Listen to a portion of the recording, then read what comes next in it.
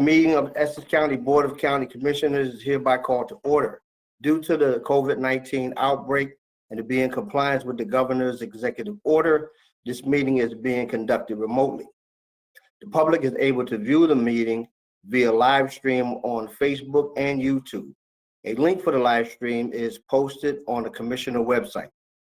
To all participating in this meeting, please be mindful to put your microphone on mute until speaking. Additionally, please identify yourself by putting your name on a record each time before you speak. Thank you. Madam Clerk, roll call. Commissioner Cooper. Here. Commissioner Gill.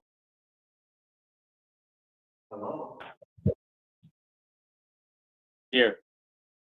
Commissioner Graham. Here. Commissioner Johnson. Here. Commissioner Luciano.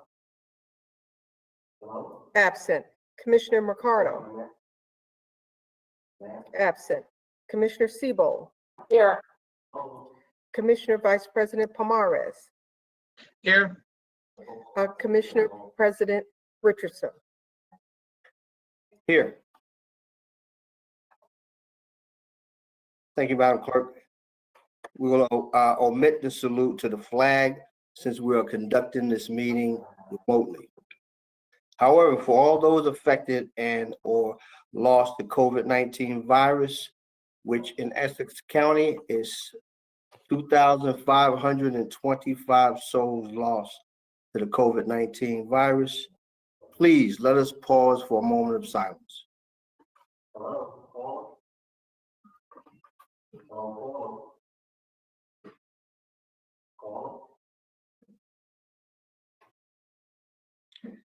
Thank you.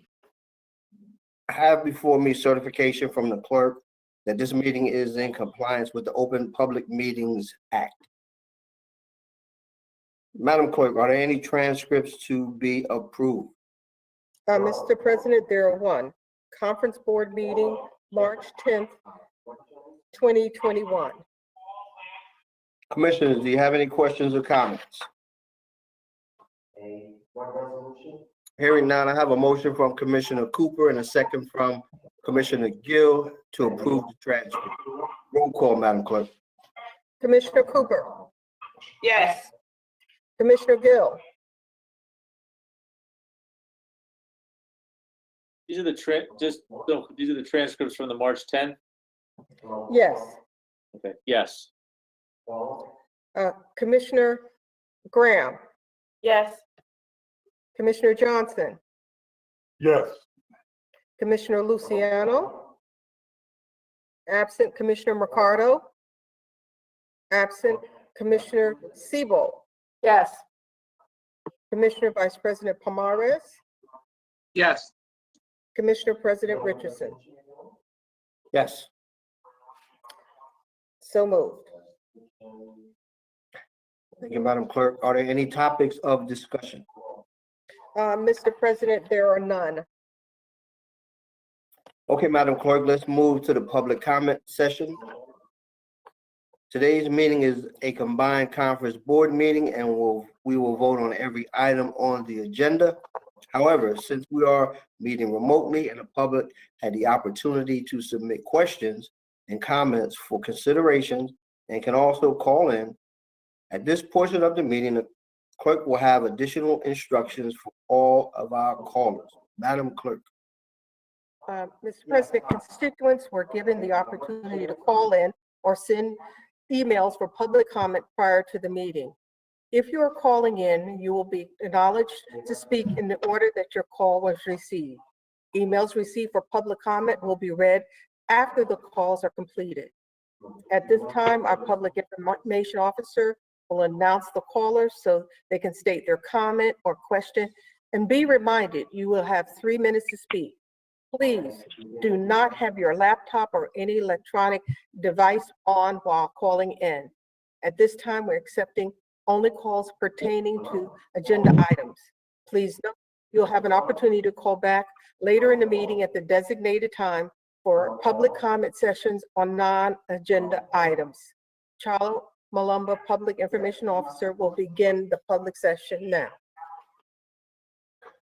Thank you, Madam Clerk. Chalo Malumba, Public Information Officer for the Essex County Board of Commissioners. We have two callers waiting to speak.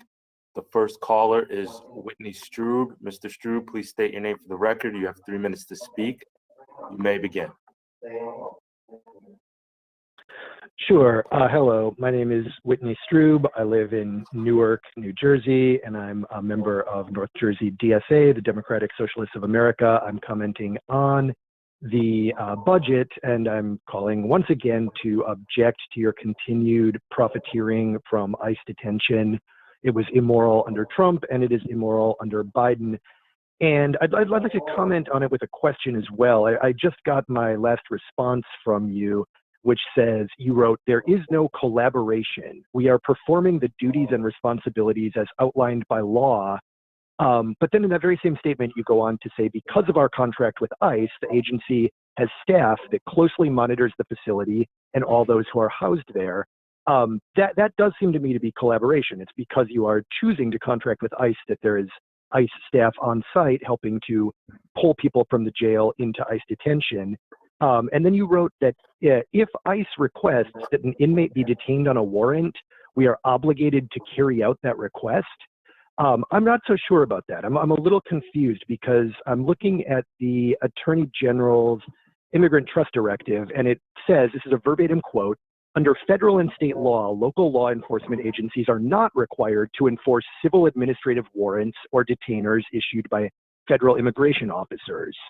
And so could you, I would like as a question, could you clarify that? You are stating, this is Joe D., the executive stating, again, if ICE requests that an inmate be detained on a warrant, we are obligated to carry out that request. Is that true? I don't think that's true.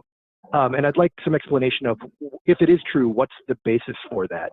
And related to that, I have 3 follow-up questions. The categories that the Attorney General outlined you collaborating with ICE on are: 1, provided access to ICE to a detained individual for an interview; 2, provided notice to ICE of a detained individual's upcoming release; and 3, continued detention for ICE of a detained individual past the time otherwise eligible for release. Are you obligated to do those 3 things, or are those volitional things? So is Essex County choosing to provide access to ICE to detained individuals, notice to ICE, and continued detention? Because my impression is you are not required to do any of that, and I believe that Essex County is choosing to do that, and I believe that that is what I meant by collaboration, and I believe you are collaborating 30 with ICE. seconds, Mr. Strube. So, again, I very much would like a clear written response to those questions, because these are important issues. You know, this is a question of, to what extent are you choosing to collaborate with ICE versus obligation? So I do hope to get a detailed response, not the usual brush-off response. And, with the seconds I have remaining, again, I do protest your continued taking of ICE blood money. Cory Booker is with me. Bob Menendez is with me. In fact, the overwhelming majority of Democrats minutes, are with Mr. me, and this is Strube. shameful. So please end the contract. Thank you. Goodbye. Thank you. Our next speaker is Dr. William Robinson. Please state your name for the record. You have 3 minutes to speak. You may begin. Hello, my name is Dr. William Brett Robertson. I am a resident of Essex County, New Jersey. I am on this call tonight to comment on and denounce the unconscionable ongoing collaboration between Essex County and the federal agency ICE, or Immigration and Customs Enforcement. The Trump administration, which ended only a few short months ago, was marked by an ongoing, shameless effort to scapegoat, dehumanize, and demonize immigrants. Millions of people across the United States and in New Jersey and Essex County were appropriately horrified by the efforts undertaken by his administration and by the Department of Homeland Security and ICE. I do not believe that residents of Essex County think that such hatred of immigrants is justified. I believe that the people of Essex County highly value the many contributions of immigrants. In fact, President Trump received less than 22% of the vote in Essex County in last year's election.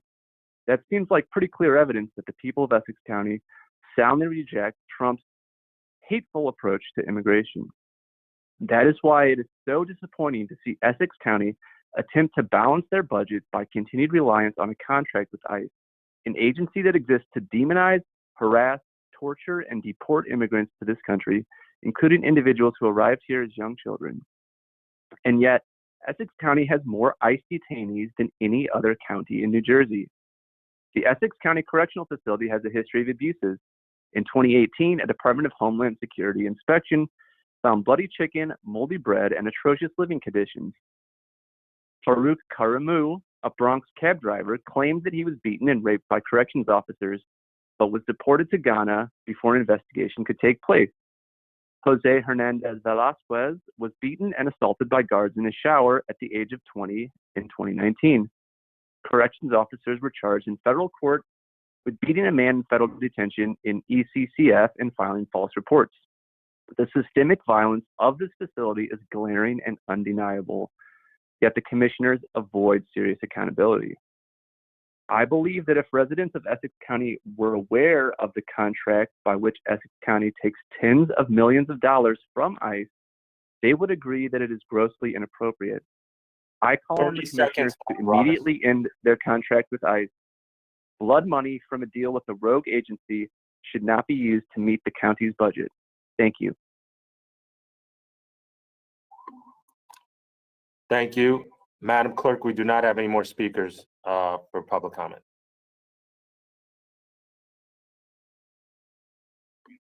Thank you. Mr. President, I have two public comments.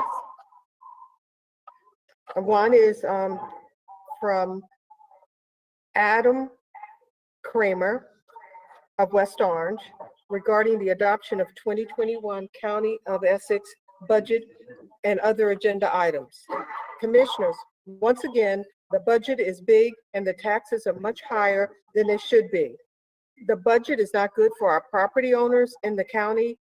Taxes range from 2% of property, or about $20,000 on $1 million mansion in Short Hills of section of Millburn, to about 5.5% of value in Irvington, or about $8,250 on a modest $150,000 home in Irvington. By the way, if you are renting in Irvington, you are paying a stealth tax of about 30% on your rent. And as your landlord is most likely devoting about 30% of rent roll to cover these high taxes and ups the rents accordingly. If I did not lose the District 4 Commissioner seat last November, 40 to 60% and fairly and squarely to Commissioner Luciano, I would be voting the budget down and trim more from the government to help taxpayers who with COVID-19 are really hurting in an economic sense by holding the line or reducing taxation. There's election in 2023 for all the commissioners, and the people of Essex County need to get at least one person of fiscal responsibility on the commission. The level of debt should concern the people of Essex County, even if the bond rating agency claimed the county has great credit. The budgeting process relies excessively on bonding debt, or one-party rule in Essex County does not help taxpayers. And the Republicans have been 100% shut out of county government for about a decade and a half. The county tax bill and the other part of the local property tax bill has grown a lot in that period of time. A one-party rule. Citizens should remember this when they pay high tax rent, included in high tax bills when they vote. Commissioners, I do think that all 9 of you are good, honorable people, but you can do a lot better for the taxpayer, and this big budget and big tax levy shows that.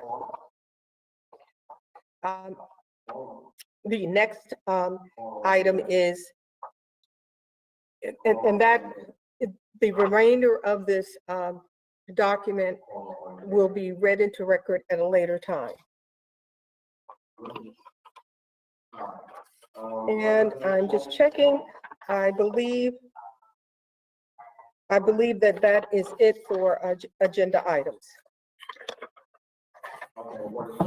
Mr. President, that concludes our written comments for agenda items for public comment session.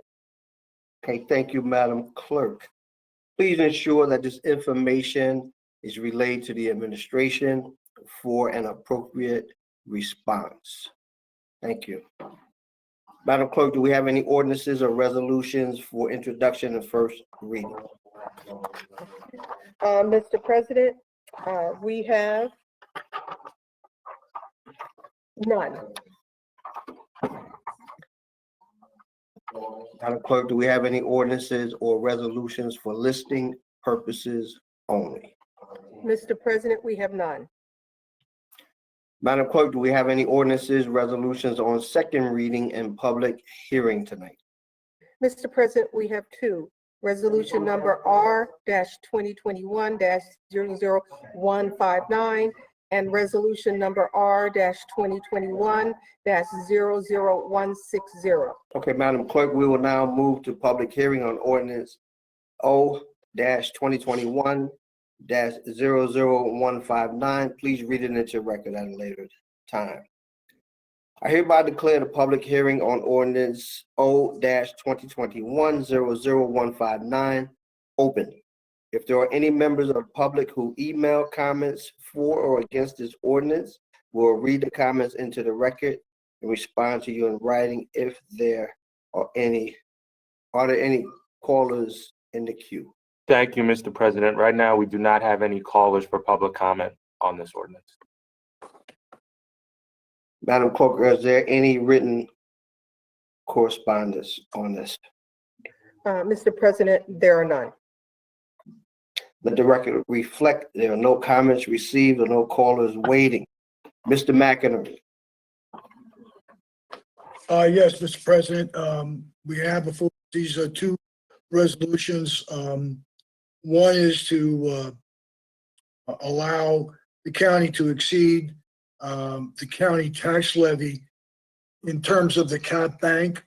This allows us to use authorized funds that we did not, authorized amounts, not necessarily funds, authorized amounts that we did not use to the full extent of the law in prior years, in the two prior years. We haven't really utilized any of this because we've had very, very nominal tax increases. In the 2021 budget, it was 0.5%. So this is just really an opportunity to make sure, kind of an insurance policy to make sure that if we do need to raise taxes above the cap, that we do have this authorization in bank. And again, I make the point, these are not dollars. These are authorizations of dollars and not actual funds. The second one is the adoption of the Essex County budget. Spoke to Mr. Parlavecchio, and I think at this point, I'd like him to address this, resolution. I don't think we're on that one yet. Just doing 159 at this point. Okay. Correct. 159. Mr. Parlavecchio. I don't have any other questions on resolution 2021-159. Commissioners, any questions or comments?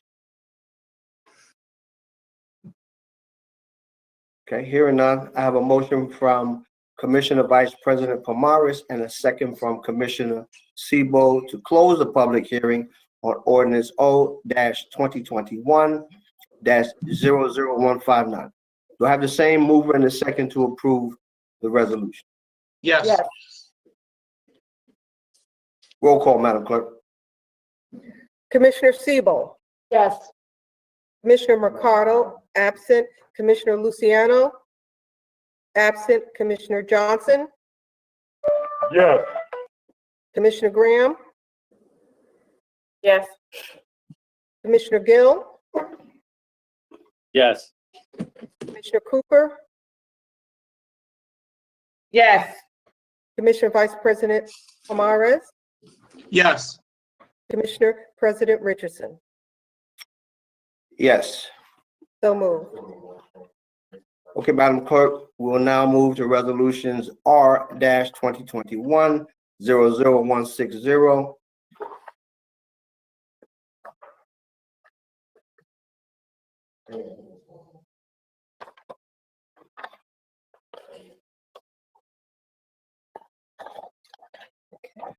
Would you like me to read this into the record Yes. at a later time? Read it into the record at a later date.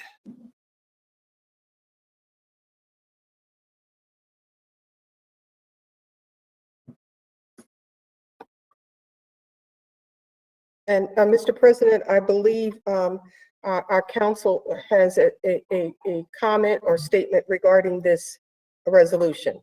Mr. Paulavecchio. Yes, Mr. President, it's my understanding that it's appropriate to entertain a motion to adjourn this resolution to the meeting of May 12th. It was placed on the record at the last meeting that the state was reviewing the budget that was submitted. There are certain amendments that will come up later in the meeting, and that the public hearing, second reading and public hearing on this, because of that, the second reading and public hearing on the budget should be adjourned. So it would be appropriate to take a motion to adjourn it to that meeting.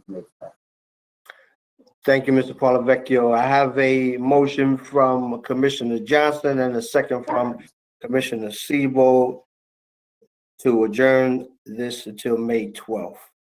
Roll call, Madam Clerk. Commissioner Cooper, Yes. Commissioner Gill, Yes. Commissioner Graham, Yes. Commissioner Johnson. Yes. Commissioner Luciano, absent. Commissioner Mercado, absent. Commissioner Sebo, Yes. Commissioner Vice President Pomares, Yes. Commissioner President Richardson. Yes. So moved. Okay, Mr. Madam Clerk, President? let's move the resolution. Excuse me? Mr. President, we just want to advise that Commissioner Mercado has just joined us. Good afternoon, everyone. Thank you. Thank you. Madam Clerk, let's move to resolution number 1, amending the 2021 budget. Mr. Jackson, please explain. Thank you, Mr. President. Good evening, members. Our CFO, Hassan Mohammed, and Annette de Blasio, our budget analyst, are going to address this item. Hassan? Hi, good afternoon. My name is Hussam Mohammed. I'm the CFO. Resolution number 1, amending the 2021 budget. This resolution is amending the introduced budget based on the state reviewer comment, and there is no any changes in the tax levy. Thank you.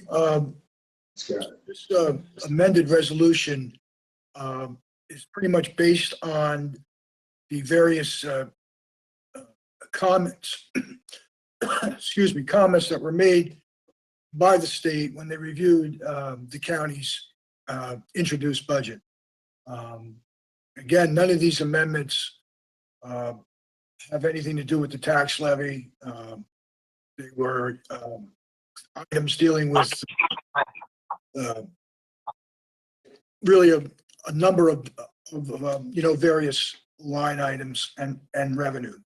But again, the tax levy stays the same as it was when we introduced the budget. So I have no problems with these amendments, and I think we should move forward on them.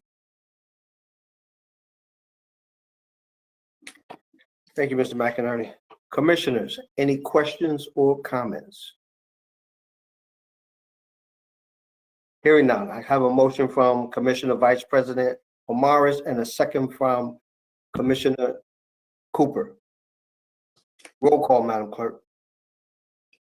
Commissioner Cooper, Yes. Commissioner Gill, Yes. Commissioner Graham, Yes. Commissioner Johnson, Yes. Commissioner Luciano, absent. Commissioner Mercado, Yes. Commissioner Sebo, Yes.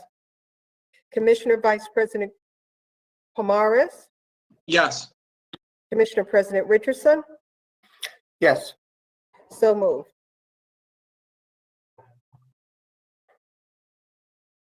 Okay, Madam Clerk, let's move to resolutions number 2 through 6 and 43, which are from the Office of Management and Budget. Please read them into the record at a later time. Mr. Jackson. Thank you, Mr. President. Again, I'm going to refer this to Mr. Mohammed. Good afternoon, Hussam Mohammed. Resolution 2 through 6 and 43 are standard resolutions required by the state of New Jersey to authorize the county to exceed the cap for the offices of prosecutor, sheriff, surrogate, clerk, commission of registration, and board of election.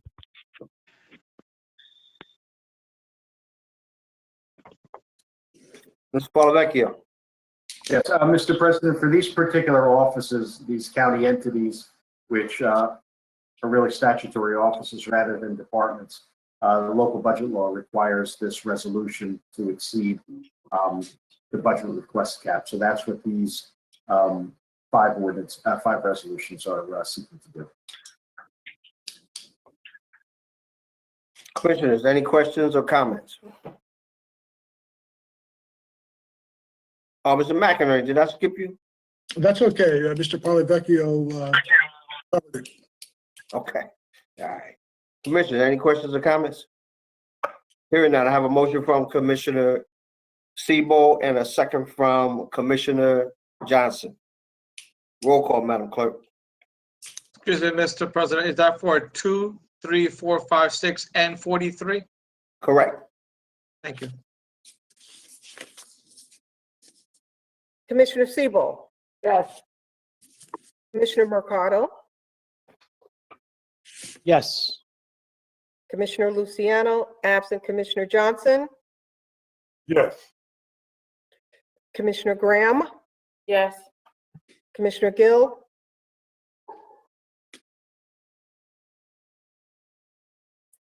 absent Commissioner Cooper. Yes. Yes. Thank you, Madam Clerk. Yes. That's a yes. And Mr. President, that was a yes from Commissioner Gill. Correct. Commissioner Vice President Pomares, Yes. Commissioner President Richardson. Yes. So moved. Okay, Madam Clerk, let's move to resolutions 7 and 8, which are from the Commissioner of Registration and Superintendent of Elections. Please read them into the record at a later time. Mr. Jackson. Mr. President, Ms. Spango and Ms. Williams are going to address these two items.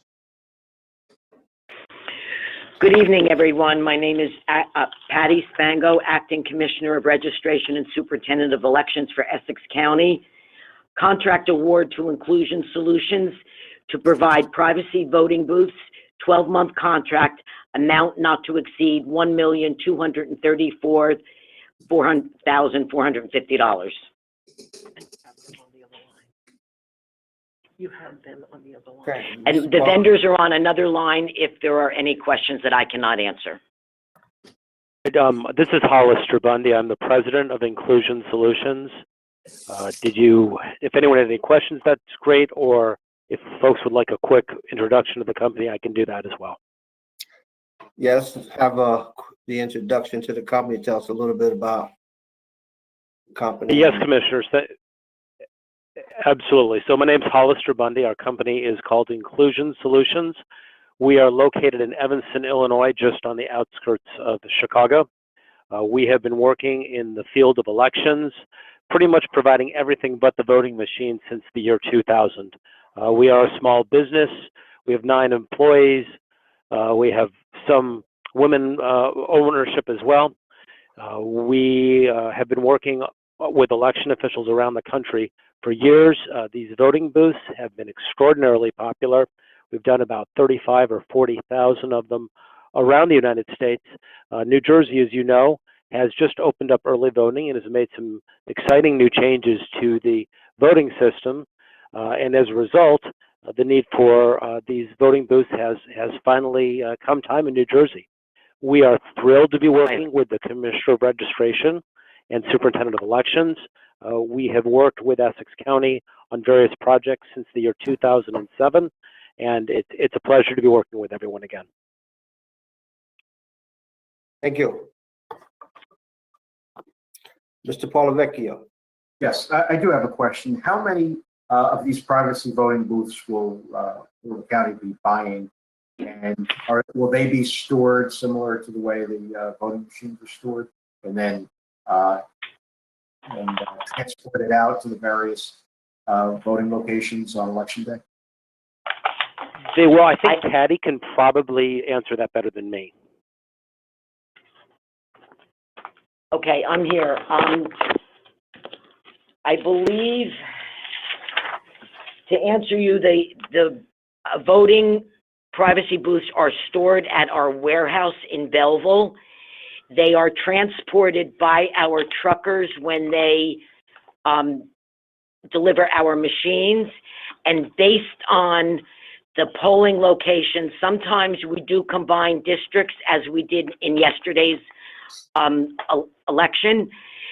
Based on the number of districts will dictate how many. They make a quad, which is a 4-person voting privacy booth, and they make a single. And they are placed strategically by the size of the polling location and by the number of voters that are expected to turn out at that location. Okay, so it's a minimum of 1 per polling location? One of these? Yes, at minimum 1. Yeah. Okay. Thank you. Just to explain a little bit. Estimated quantity that we're looking to buy is 1,000, and that would be a combination, like I said, of the quad, which is a 4-person voting screen, or a single.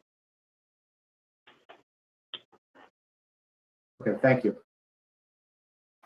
Mr. McInerney. Yeah, what's the disposition of the old machines? What happens to them? The old machines were bought back from Dominion. We got a credit on them, removed from our warehouse. They are gone. That was part of our contract. Okay, thank you. Commissioners, any questions or comments? Commissioner Siebert. I have a question. What is the durability of the privacy voting machines? Will they all last? What happens if something happens to one of them during an election? How durable are they? Well, I'm sorry. Do you want me to answer it on the booth, Patty, and you can answer it on the machines? Through you, Mr. President, each time someone speaks, they should state their name and position for the record. I apologize. Well, this is Hollister Bundy from Inclusion Solutions, and I will speak to the durability of the voting booths. These are extraordinarily durable booths, the best on the market by far, and I know Essex County did their due diligence on that. They're made with a combination of aircraft grade and automotive aluminum and the same type of plastic that makes motorcycle helmets. They're one-piece construction. They don't fall apart. There are no pieces to lose, and they will take several hundred pounds of weight. And as part of the contract, there is a warranty on them as well. Although, again, with 35,000 in service, we've seen next to no in-service failures. So we don't have to worry about anything happening to any of them. They should be durable and be able to be in good use during the election. Absolutely. They will last a long time. I don't think any of us will be doing this anymore by the time they run their useful course. Commissioner Siebold, Yes. in answer, if I can just add to your question, we researched this intensely, and every privacy voting booth that we found, that we had samples, were very, very thin, very flimsy, could be broken, could even be broken during transport. These voting booths that we did find, the privacy voting booths, are the most durable, to our knowledge, that are on the market, which is why we chose them. So we should feel comfortable with this choice then. Patty Spango, yes, Commissioner, I do believe you can be comfortable. Thank you very much. Thanks for your answer. Mr. President? Yes. Absolutely. This is Hollister Bundy, Inclusion Solutions. And yes, these are a proven commodity around the country. And the Essex County Elections Department did their due diligence on it. And it's a privilege to be working with them. We are certain that your poll workers, voters, staff, and indeed the commissioners will all be extremely happy with these privacy booths. Thank you. Commissioners. Mr. President? Mr. President? Commissioner Mercado and then Commissioner Cooper. Yes, Newark had the benefit of having an election yesterday, and actually got to see these booths. They were easy to install. It's very durable. I think it's a good product. The only thing at the election is that the workers didn't know that they had it. They were in a box, and some of them didn't know. So I know I went to 2 polling booths and put them together and got them up and running. So they are a good quality. I think they were at 4 people distance, and it's nice and it's durable. So the product itself, I think is a good product. A comment on the scanner machines. We had various problems with machines. I can tell you personally on the district that I was at, the machine wouldn't turn on. They sent a tech after 30 minutes. They had to take it apart, put it back together. We lost an hour of voting, and several voters left that were lost. Later, after it was running, the scanner wouldn't scan. They had to come back and then actually replaced it with another scanner. So they had some issues with the actual machine. Once the scanners were running good, voting was seamless. It was a nice process where voters were in and out with no problem, so long as the machine was functional. And there were some functionality issues, which I think we could talk about maybe at a later time. Thank you, Commissioner Mercado. Commissioner Cooper. Thank you, Mr. President. A couple of questions about the, are these freestanding partitions or tabletop partitions? And then I think in the presentation, you said that we have an option of picking single partition or quad partitions. If we go with quad partitions, what's the distance between them? What's the height and overall dimensions of the partitions? This is Hollister Bundy from Inclusion. Oh, Patty, do you want me to answer this, or would you like to answer it? Go first, Hollister. Okay, absolutely. This is Hollister Bundy, President of Inclusion Solutions.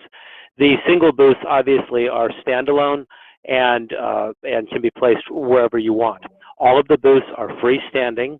They are freestanding, as Patty had mentioned, both as a single and as a 4-station. With respect to the 4-station booths, the height of them is about 6.5 feet in the air with privacy banners. With a privacy wing. It is designed to create a natural barrier between voters so that they are separated for both safety and for complete privacy of voters. And the other factor is obviously where they're placed, and that's something that Patty can speak to, but there are regulations both in terms of ADA compliance and other election administration as to where the booths are placed within a particular polling location.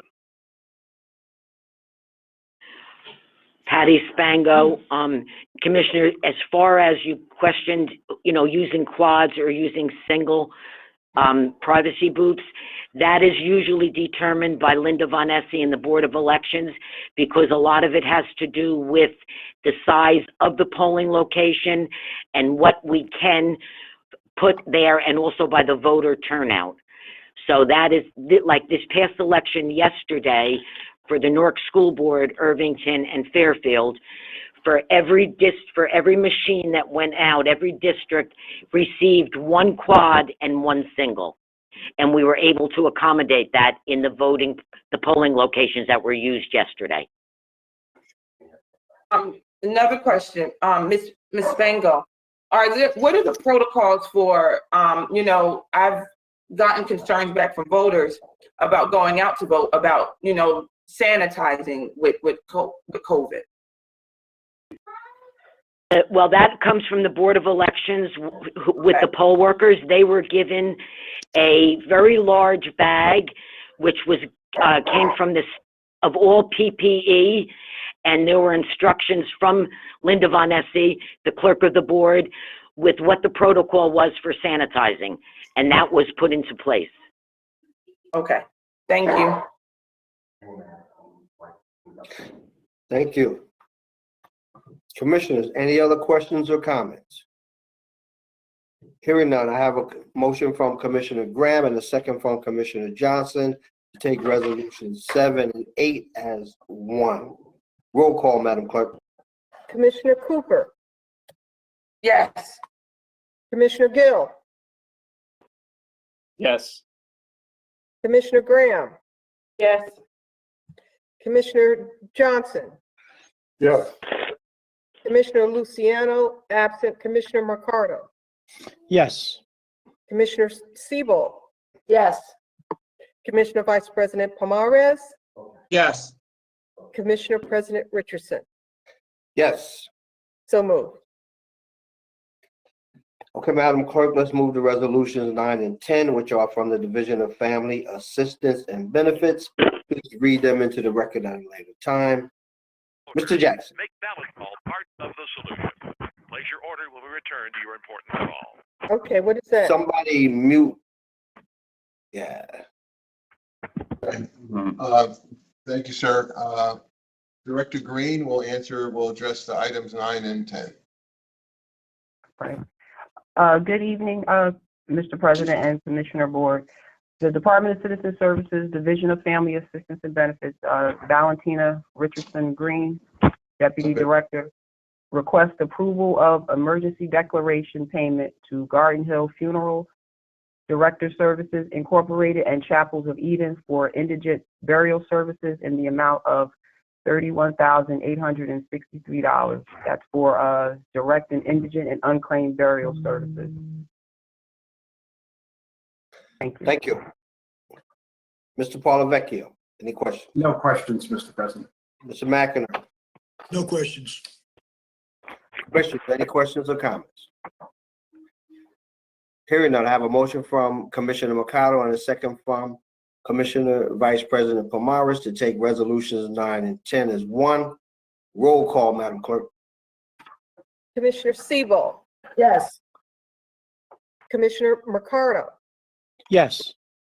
Commissioner Luciano, absent Commissioner Johnson, Yes. Commissioner Graham, Yes.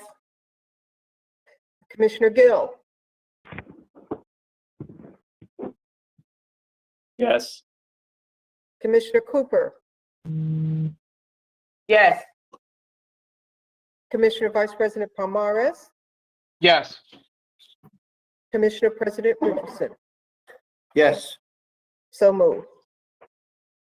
Thank you, Madam Clerk. Let's move to resolution number 11, which is from the Office of Board of Taxation.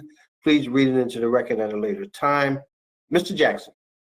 Mr. President, as you said, this is from the Board of Taxation to provide for auditing accounting services from Samuel Klein and Company, April 12, 2021 to April 11, 2022, in an amount not to exceed $23,850. It was a publicly advertised fair and open RFP. This was the sole respondent, and this is the same vendor as last time and will be paid for through operating funds. Thank you, Mr. Jackson. Mr. Paulavecchio. No questions on that one. Mr. McInerney. No questions. Commissioners, any questions or comments? I have one. Samuel Klein, I know he's been with the county for a long time, does a great job, but it seems like it's the same amount every year. Does it ever go up? I guess they probably don't ask, Mr. President. I think what happens is that as they go through it, and Frank can speak to this better than I, but as they've done through a number of years, their ability to go through it, since they've been so experienced with the account, probably easier, and they can get it done quicker and easier having such experience. But that's just my guess. Frank could probably expound better than I. No, I think Mr. President.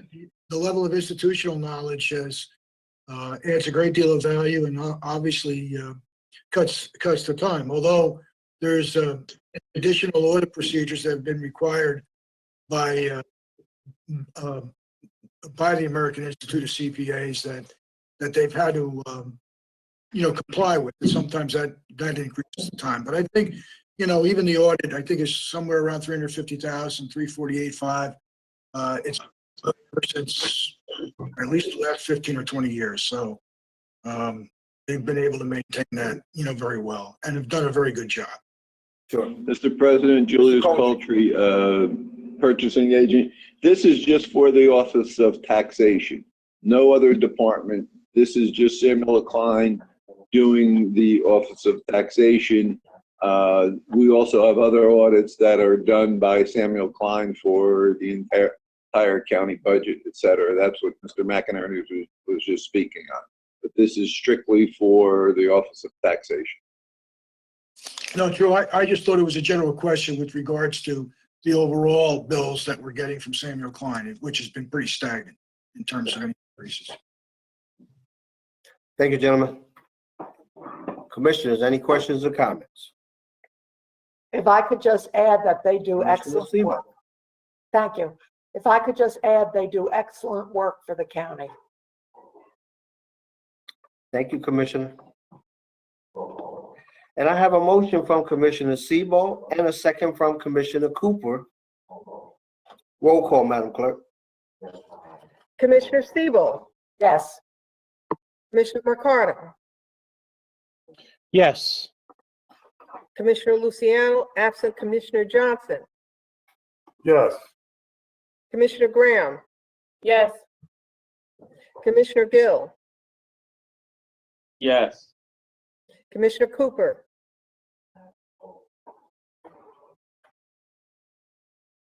absent.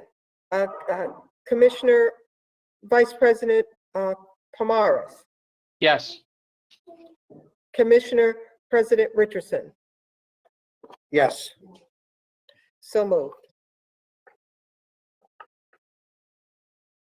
Okay, Madam Clerk, let's move to resolutions number 12 through 18, which are from the Department of Public Works.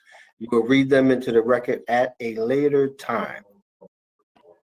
Mr. Jackson.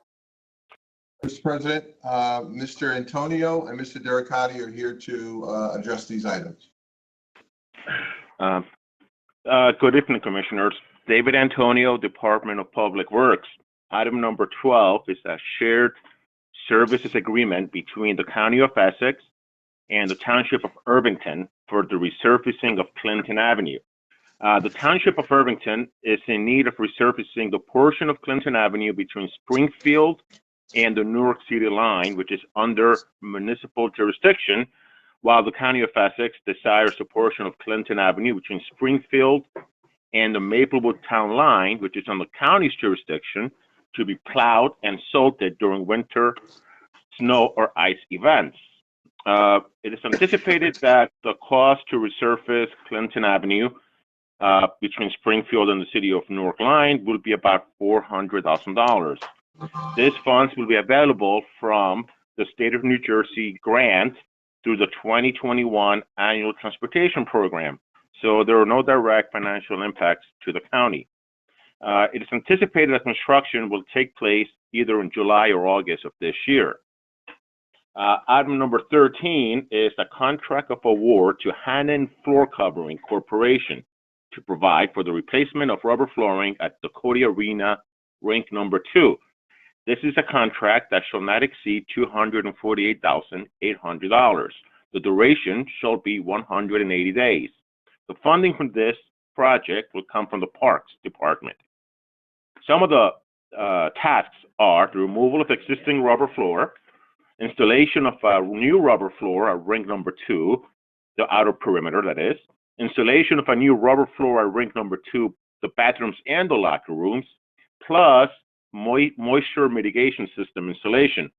Tonight with us, we have Mr. Don Hannon on the phone from Hannon Floor Covering Corporation to introduce himself. Mr. Hannon. Hello, everyone. My name is Don Hannon. I work for Hannon Floors. We're out of Union, New Jersey. Our company was founded in 1928 in Newark and has been family owned and operated for 93 years. We're a small business enterprise. We specialize mostly in commercial flooring, specifically government work. In our office, we have 15 employees, and our installers range from 15 to 40 employees depending on the season. We are a union company with installers from Local 251. Our company has done work for the county, including work at Hall of Records, the Police Academy, and a bunch of projects for the Parks Department. and we've done government work throughout the state.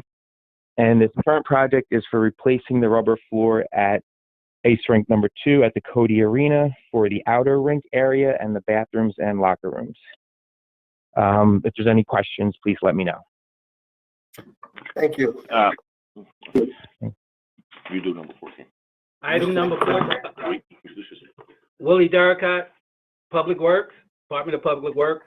Item number 14, contract award to American Athletic Courts Incorporated to replace the top layer surface of the existing track at Wassesing Park. I have Al Bucarelli on the phone if you have any questions. Let's get Al. Good evening, Al Bucarelli, Treasurer, American Athletic.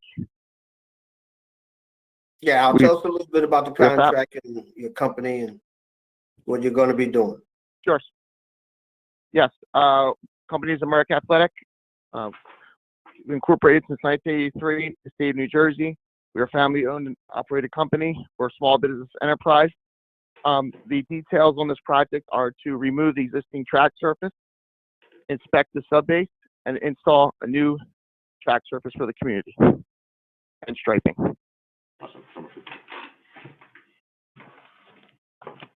Willie Darcott. Willie Darcott. Hold on one second. Mr. Polavecchio, did you have a question? No, I don't. Okay. Right. Please continue. Willie Darcott, Department of Public Works. Item number 15, contract award to Athletic Fields of America to replace the football soccer field synthetic turf at Branch Brook Park. I have Phil Perros on the phone if you have any questions or comments. Phil? Phil? Good evening, everyone. This is Christian Tedford, Athletic Fields of America. I'm stepping in for Phil tonight. I'm a project manager here. We're a non-union prevailing wage women business enterprise operating out of Montville, New Jersey. We're a general contractor that specializes in constructing synthetic turf fields. We self-perform the majority of our work, everything down from the storm drainage system all the way up to the turf and other site amenities. We have plenty of experience working with Essex County in the past. The most recent projects that we've done with you guys are Weequahic Park baseball field, as well as Wassesing Park soccer lacrosse field, as well as the lawn bowling court. The work being done at Branch Brook Park is basically removing the existing turf, touching up the stone base, and then installing new carpet on top of that stone base. We're also going to be installing some new amenities such as soccer and lacrosse goals, trash receptacles, and player benches. And we're looking forward to get starting on this. We have a lot of good experiences working with the county in the past, and it's always good to get back to the community. Do you employ any Essex County residents? I'm not aware of any at this time.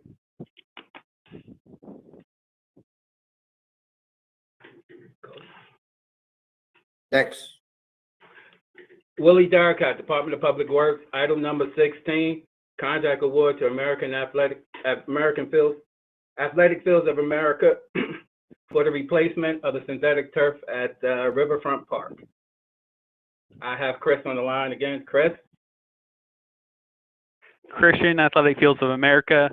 The scope of work here is more or less the same as at Branch Brook Park. We're going to be taking out the existing turf, touching up the stone base, replacing it with new carpet, and then we're also going to be adding similar site amenities, soccer goals, trash receptacles, player benches, things of that nature. And again, no Essex County residents employed, right? Not to my knowledge.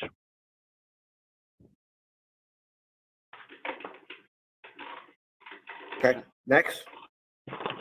David Antonio, Department of Public Works. Item number 17, contract award to Aspen Refrigerants, the single bidder per item on a unit cost basis to furnish and deliver Freon and refrigerant products. This is a one-year contract not to exceed $60,000. These are the refrigerants used by our stationary engineers during HVAC maintenance at locations like the Hall of Records, the Correctional Facility, and the Juvenile Detention Center. Item number 18 is a contract award to the two lowest responsive bidders per item per region to provide vehicle wash and detail services for North and East and South and West regions of Essex County. This is a 2-year agreement not to exceed $200,000.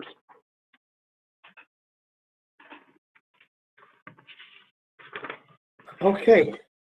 Thank you, Mr. Antonio. Mr. McInerney.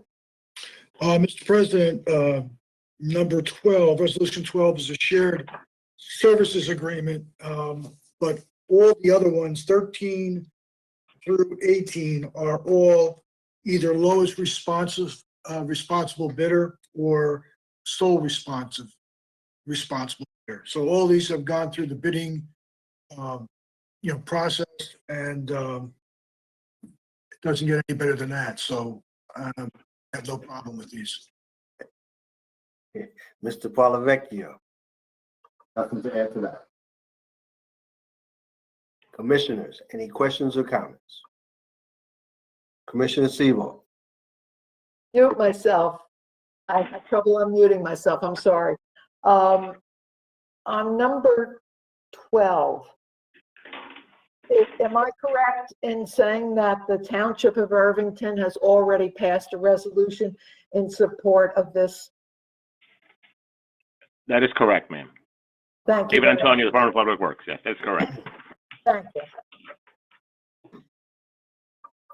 Thank you. Any other questions or comments? Hearing none, I have a motion from Commissioner Mercado and a second from Commissioner Graham to take resolutions 12 through 18 as one. Roll call, Madam Clerk. Commissioner Cooper, Yes. Commissioner Gill, Yes. Commissioner Graham, Yes. Commissioner Johnson, Yes. Commissioner Luciano, absent, Commissioner Mercado, Yes. Commissioner Siebel, Yes. Commissioner Vice President Pomares, Yes. Commissioner President Richardson, Yes. so moved. Okay, Madam Clerk, let's move to resolutions 19 through 23, which are from the Department of Parks, and we will read them into the record at a later time. Mr. Jackson. Thank you, sir. Mr. Zates will handle these items. Joshua Zaid, Essex County Parks. Number 19 is a contract award for graphic arts and design services to Iris Communications in an amount not to exceed $122,600. This is for all the graphics, design work for the various events we do, as well as anything over at the zoo. It would cover summer concerts, our fall activities, and also some brochures that we would send out throughout the year. Number 19 is a contract award to the two lowest bidders, Shoger Group and D'Onofrio & Sons, to provide landscape maintenance services for various parks. Specifically, we broke down what is 13 parks into two sections, two groups. The first group is the Branchford Park Extension, Belleville Park, Eagle Rock Reservation, Verona Park, Grover Cleveland Park, and Riker Hill are all part of group number 1, which Shoger was the lowest responsive bidder. And group number 2 was Irvington, Westside, Ivy Hill, Valesburg, Riverbank, Independence, and Riverfront, for which D'Onofrio was lowest bidder. And I do believe we have representatives from each company on the line. Maybe let's hear from Shoger first, explain more. Good evening. This is Clarence Nathaniel Sconius III, Project Manager for the Shoger Group, Shoger Property Services. We're located out of East Orange, New Jersey. We are a WBE company facilitating work for the county for several decades now. We've had the luxury of performing the landscaping under this contract since about 2015, and we look forward to continuing work with you. Joshua Zates, Essex County Parks. We also, I believe, have D'Onofrio on the line to tell us a little about their company.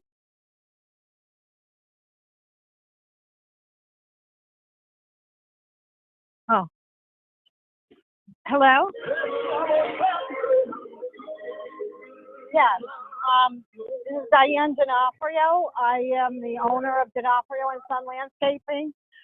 We also have been cutting and maintaining the parks for quite some time, probably from at least 2015. We will be continuing to maintain them according to the bid specs going forward.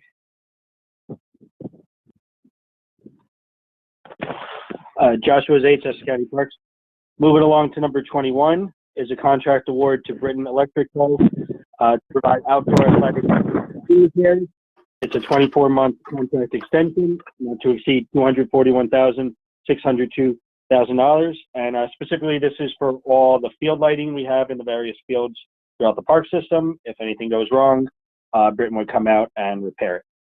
Number 22 is a contract award to Hodges Party Rental to provide rental party-related items at events and concerts, not to exceed $200,000. This is for the various tables, tents, chairs, and other such things that we would use for different events, including summer concerts, fireworks, some of our fall events. And number 23 is a contract award to Sunbelt Rentals to furnish and deliver portable diesel-powered generators, not to exceed $372,920. We had a contract like this previously. This time we did it a little differently in that there's a whole plethora of generators, different sizes, essentially small, medium, and large. The previous contract was only one type of generator. So if we needed a smaller wattage, or voltage, I should say, we were still forced to pay the higher price for the higher voltage. So this contract should actually save us some money in the long run. And I do believe we have a representative from Sunbelt on the line.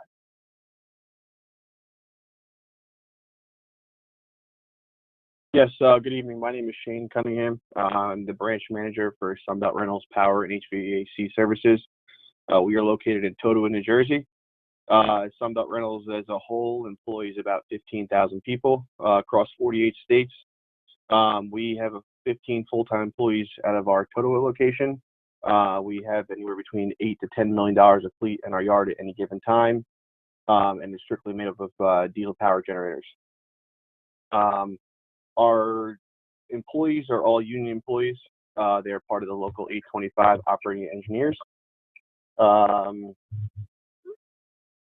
we took over this contract previously from a company called Wishstar Equipment that we acquired back in 2019.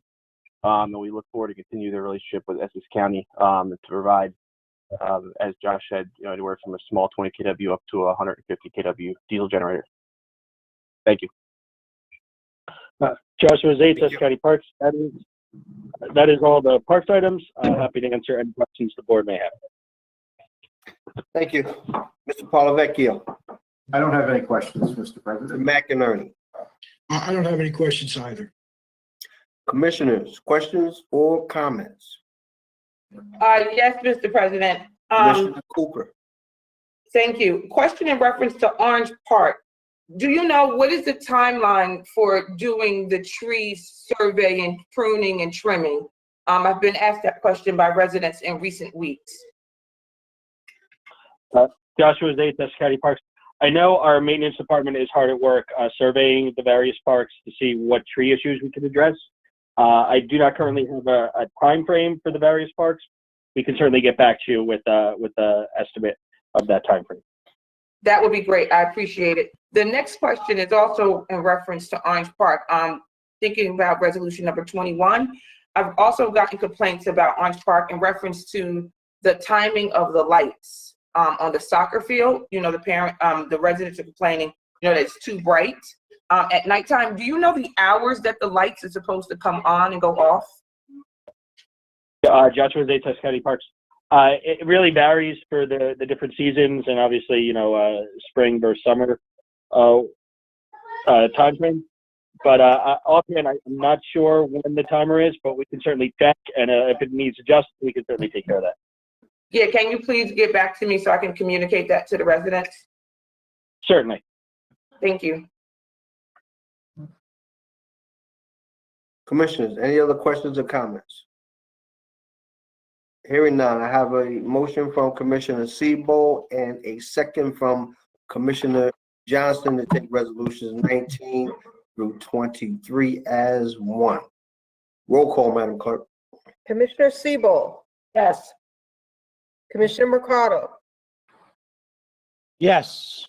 Commissioner Luciano, absent Commissioner Johnson, Yes. Commissioner Graham, Yes. Oh, yes. Commissioner Gill, Yes. Commissioner Cooper, Yes. Commissioner Vice President Pomares, Yes. Commissioner President Richardson. Yes. So moved. Okay, Madam Clerk, let's move to resolutions 24 and 25, which are from the Division of Housing and Community Development. We'll read them into the record at a later time. Mr. Jackson. Mr. President, Mr. Lombardi will handle these two items. Good evening, Craig Lombardi, Program Coordinator for the Division of Housing and Community Development. In item 24, we are requesting an extension of the subrecipient agreement with the Township of Livingston for a CDBG grant award. And for number 25, for number 25, we were requesting an extension of a subrecipient agreement with Family Promise Incorporated, and that was an ESG grant, an Emergency Solutions grant. In both cases, the funding was previously okayed for both these projects with WE program funds, and in both cases, the activity was completed in a timely manner. However, there were some administrative issues when setting up and processing the vouchers from each of these activities. By getting this contract extension, we have. I should note that we have resolved those issues, and by getting these contract extensions, we would then be able to reimburse both parties for the work that they did do. And as I indicated earlier, in both cases, these grants had been approved earlier, and both activities were completed in a timely manner. Thank you. Mr. Polavecchio. No questions for me. Mr. McInerney. No questions. Commissioners, any questions or comments? Hearing none, I have a motion from Commissioner Gill and a second from Commissioner Mercado to take resolutions 24 and 25 as one. Roll call, Madam Clerk. Commissioner Cooper, Yes. Commissioner Gill,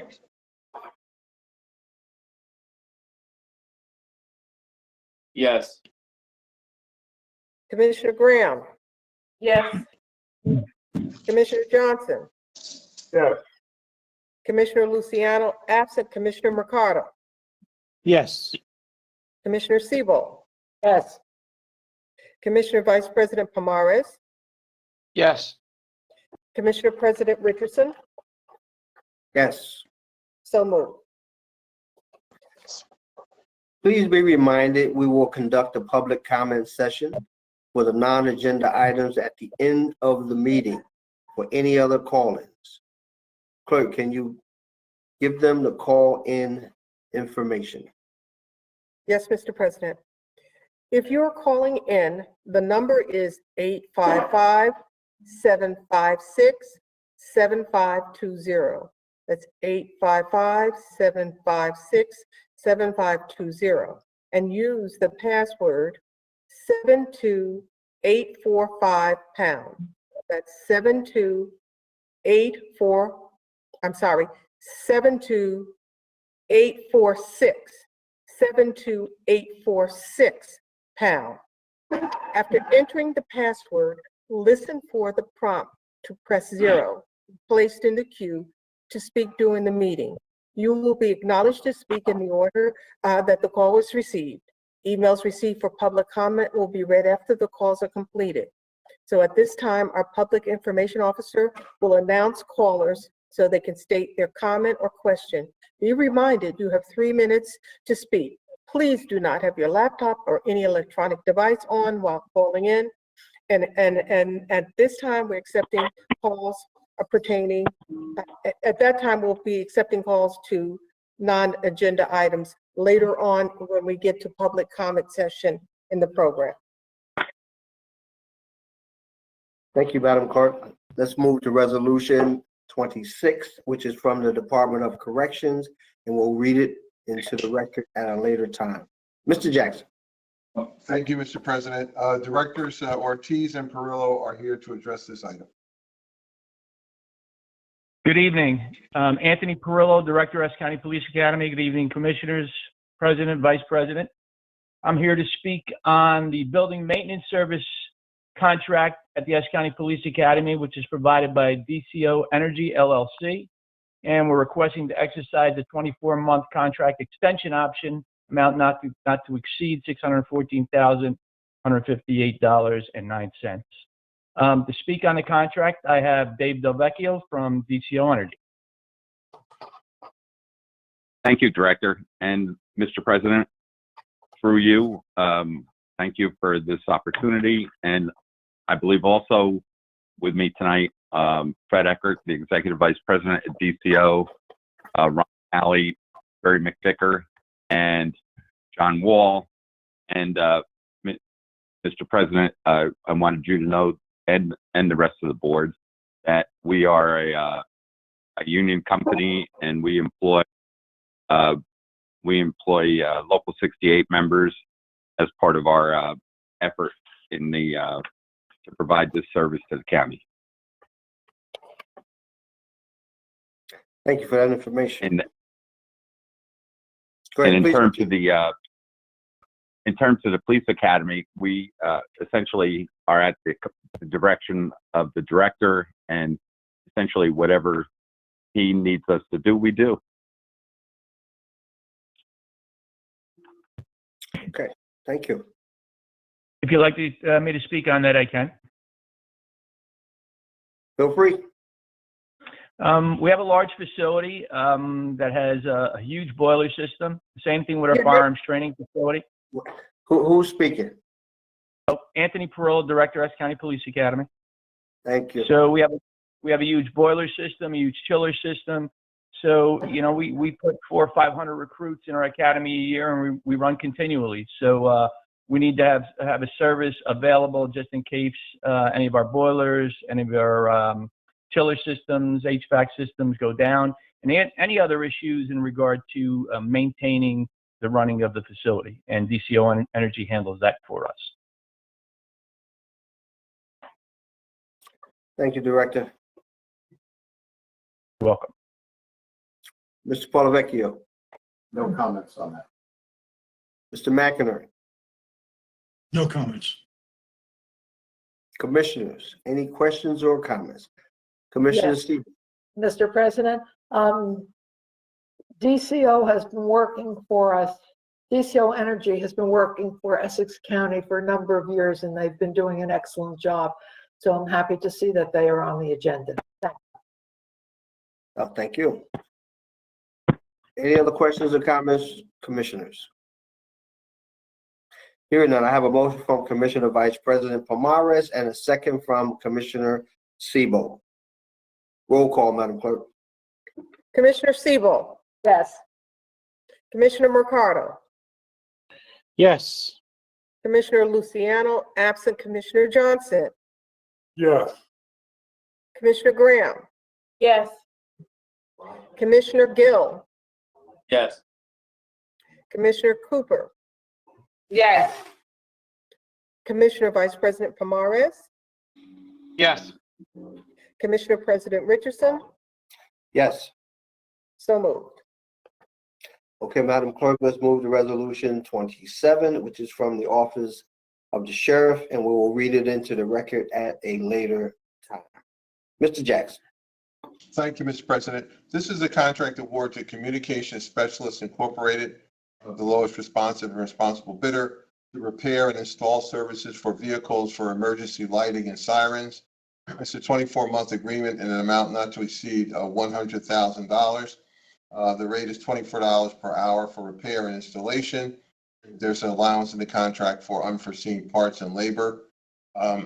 This is the same vendor that we had before. And the Sheriff's Department is pleased with their service. And again, this is a contract in amount not to exceed $100,000. Thank you, Mr. Jackson. Mr. Polavecchio. No comments, Mr. President. Mr. McInerney. Mr. President, this is a not to exceed contract, so obviously if it comes in less, we will not spend the full 100,000. Just one question, is the parts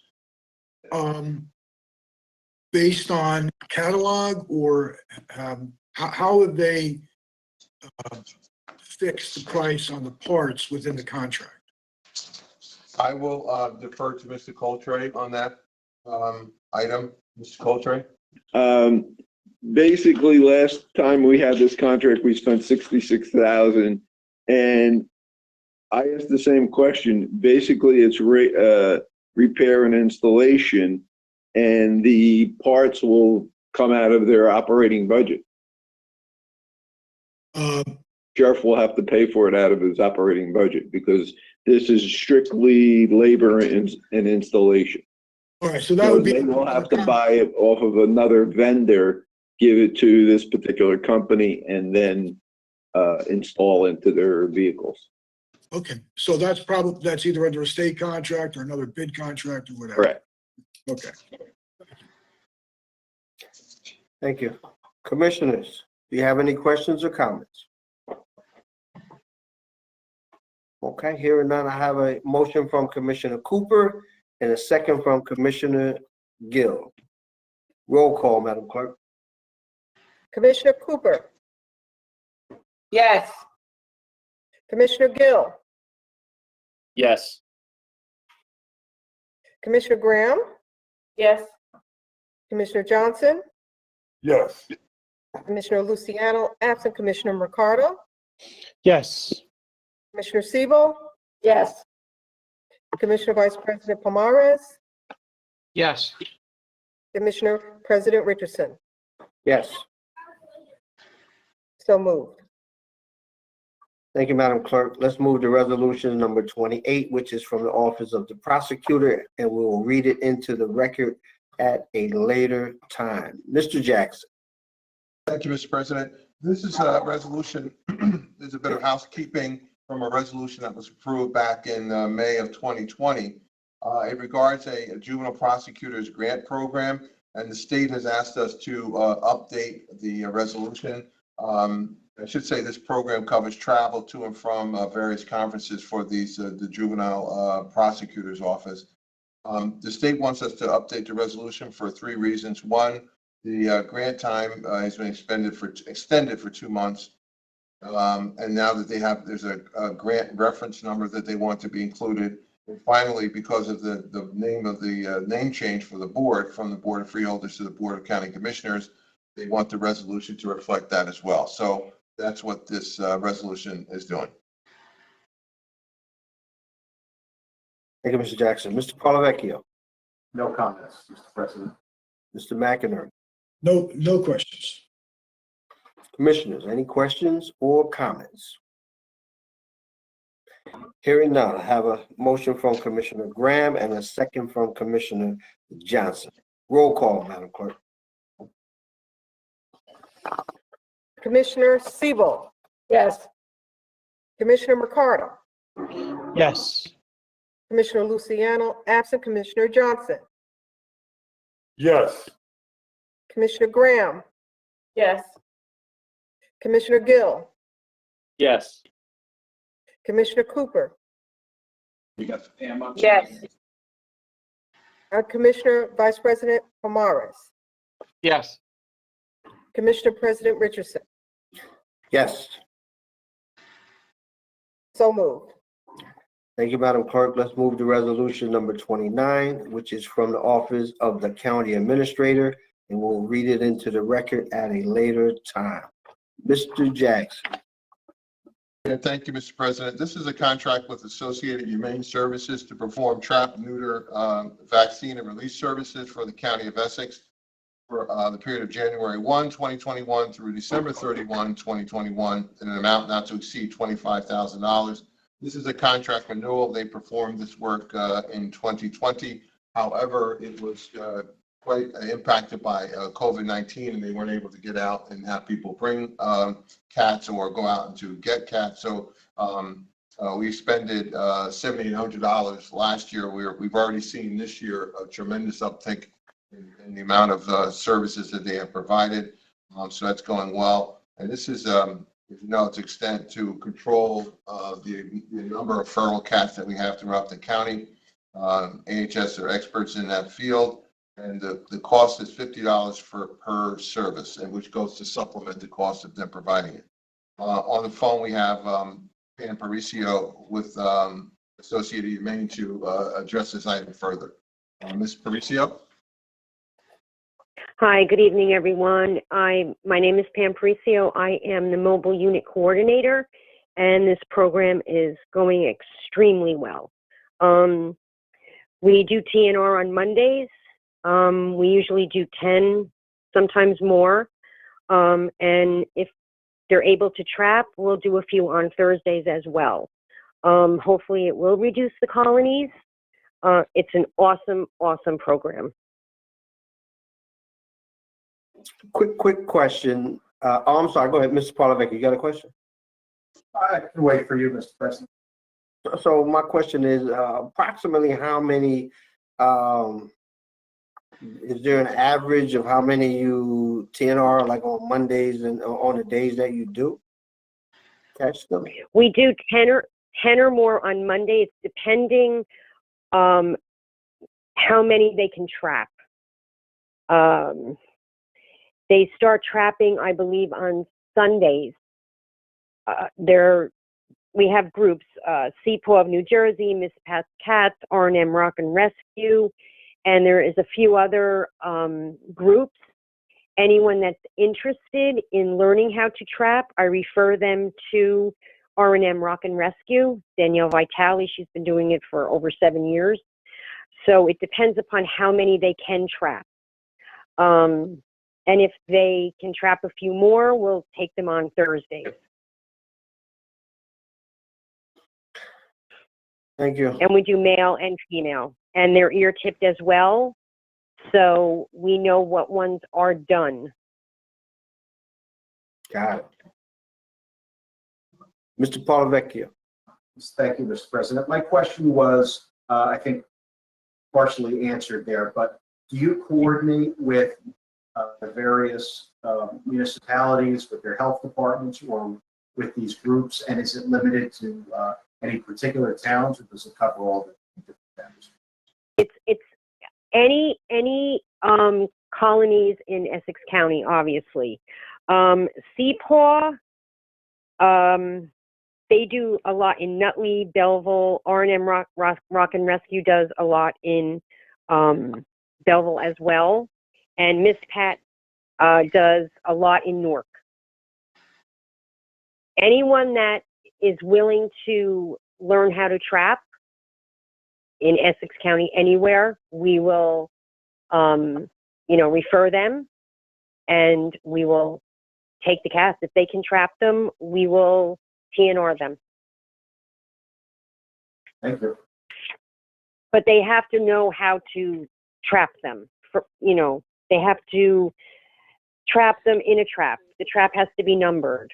The traps need to be covered, and they have to have knowledge of aftercare as well.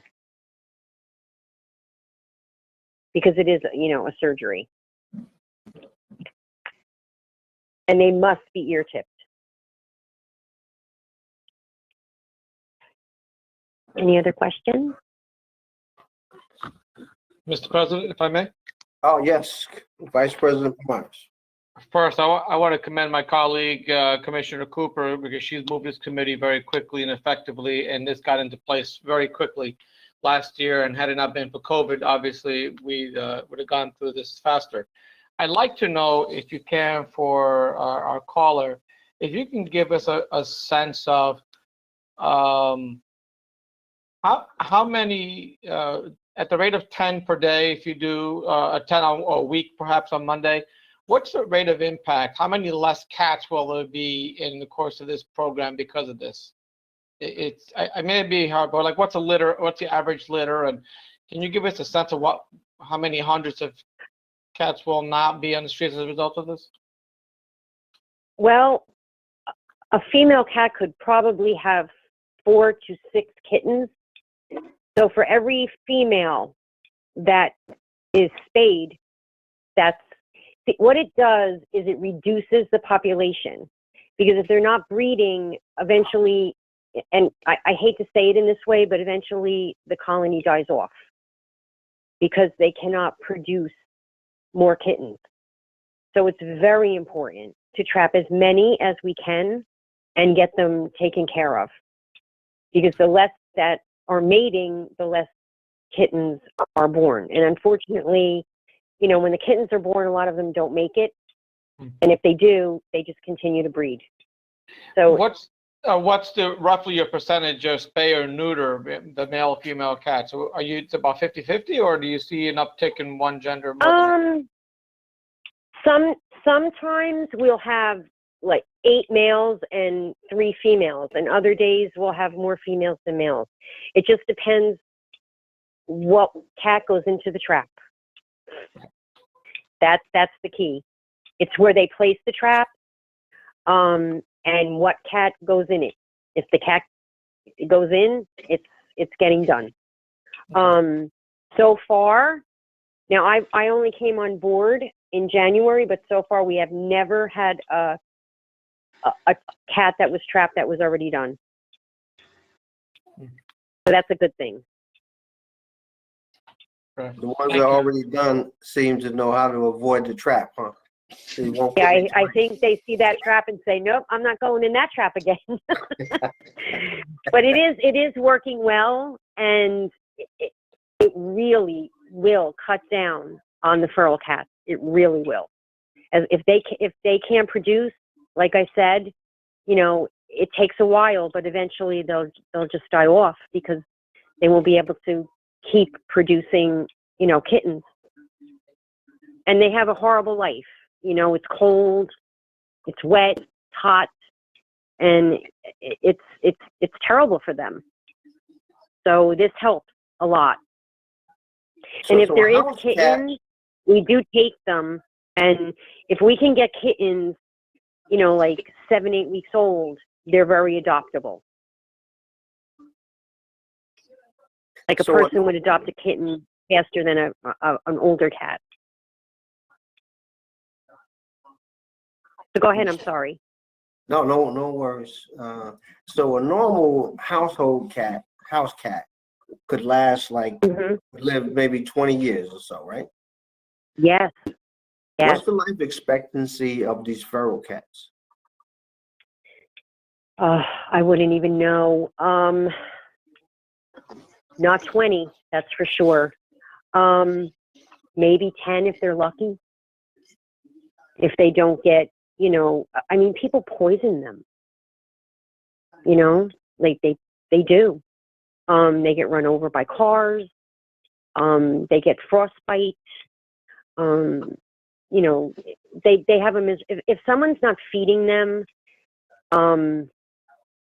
they'll starve or they'll get ill. Cats have a lot of illnesses. It's sad. It's a sad situation. They don't have a long life expectancy, not like a house cat. A house cat could live 20, 21 years with proper care, and that's why we vaccinate them as well. Because if they're in fights, like a raccoon will beat up a cat, so if they're vaccinated, at least it protects them from, rabies and things like that. Mr. President, I have a question. Commissioner Mercado. Yes. As a mobile unit, do you have a schedule when you go to the various municipalities? We did right now because of the COVID situation. Right.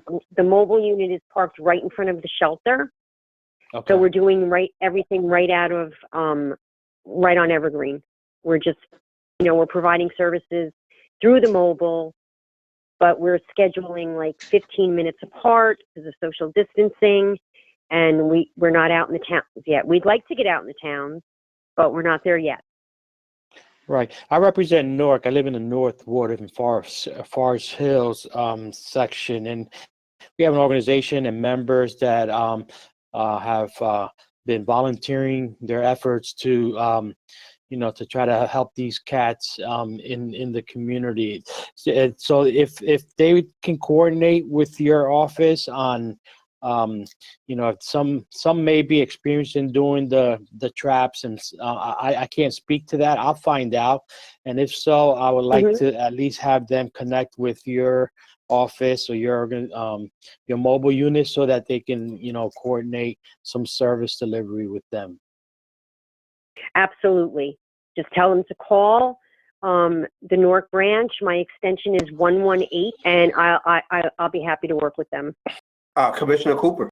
Thank you. I wanted to take this opportunity to thank the administration and the board for supporting this pilot initiative that we rolled out in partnership with the Associated Humane Societies. And I want to thank them for stepping up and especially continuing to do the work that they did during COVID. They still serviced a good number of cats, given the constraints that we're in.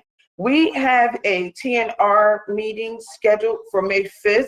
So I want to thank everyone for keeping up the efforts and the interest with addressing this issue that's so important and dear to our community. Freeholder Vice President, Commissioner Vice President Palmares, thank you for the acknowledgement of the hard work that we all have collectively done to move this issue along. So again, please mark your calendars for May 5th at 4 p.m. And I want to thank you in advance for your support for this resolution. Yes, I thank you as well. Thank you. Commissioner Gill. Yep, thank you, Mr. President. I just want to echo Vice President Palmares' comments, your comments, Mr. President, and congratulate Commissioner Cooper for her diligence on this issue. We have as we all know, a very active advocate out there in the community who holds all of us holds all of our feet to the fire, no pun intended. And but that being said, I did want to congratulate and commend Commissioner Cooper for her continued work on this issue and taking this assignment on early in her career on the board when those of us who had been here for a little bit of time might not have been willing. She jumped right in. So thank you, Commissioner Cooper, for doing that. And thank you for making something very positive happen, which I think will have a great effect on the community. Thank you so much. Commissioners, any other questions or comments? Yes, I would like to add something. Commissioner Thank you, Steele. Mr. President. We're very fortunate that we have a commissioner on this board who's willing to undertake such a project, which is really very much needed in our community. So thank you, Commissioner Cooper, for doing such a wonderful job with this. Absolutely. So if there are no other questions or comments from the board, from the commissioners, I have a motion from Commissioner Cooper and a second from Commissioner Mercado. Roll call, Madam Clerk. Commissioner Cooper, Yes. Commissioner Gill, Yes. Commissioner Graham, Yes. Commissioner Johnson, Yes. Commissioner Luciano, absent Commissioner Mercado, Yes. Commissioner Siebel, Yes. Commissioner Vice President Palmares, Yes. Commissioner President Richardson. Yes. So moved.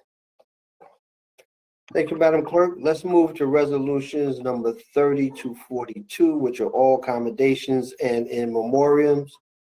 We'll read them into the record at a later time. Commissioners, any questions or comments? Hearing none, I would like to be added to 34 and 35. 35 is still pending, but I'd like to be added to 34 and 35. Be happy to join you in 34, Mr. President. Mr. President, Yes. number 35 and 36 were pending, but I did receive an email from Debbie Marvel late today that they were on the agenda, and I no longer believe they're pending. And if anyone would like to join with me, I'd be happy to have them do so. And Jeff Tittle has done an outstanding job, and I don't know what the Sierra Club is going to do without him. I've been a member of the Sierra Club as long as I can think of, and he does such a great job. And Gray Russell is retiring as from the Sustainability Officer of the Township of Montclair, and the work he does on environmental issues is unbelievable. So I can't believe these two people who are so necessary because of what they do are retiring. It's just terrible that they're not going to be fulfilling these roles, which are so important. They are both fantastic individuals. Thank you. Mr. President, Commissioner Johnson. I would like to ask Commissioner Sebo if she would like to make that by accommodation. I'm quite sure everyone would, acclamation. I'd be very happy. And which one are you talking about, Commissioner Johnson? 34 and 35. I'd love to have everybody join me on 34 and 35. They're two very, very important accommodations. Thank you very much. All right. Commissioners, any other questions or comments? Hearing none, I have a motion from Vice President Pomaris and a second from Commissioner Sebo to take resolutions 30 through 42 as one.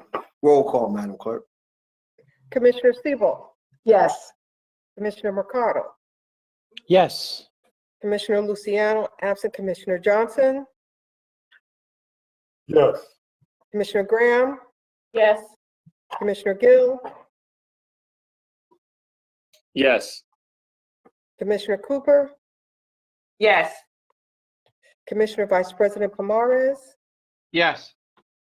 Commissioner President Richardson. Yeah. So moved. Thank you, Madam Clerk. Do we have any added starters? Mr. President, we have none.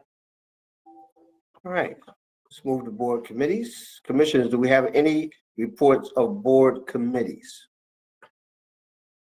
Any legislative reports? Any written communications? Any unfinished business? Any new business? All right, so let's move to public comment.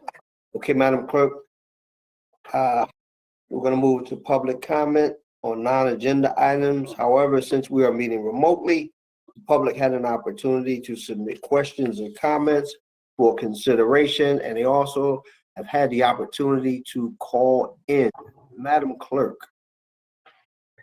Mr. President, at this time, our public information officer will announce the callers so they can state their comment or question and be reminded that you have 3 minutes to speak. Please do not have your laptop or any electronic device on while calling in. So at this time, we're only accepting calls pertaining to non-agenda items.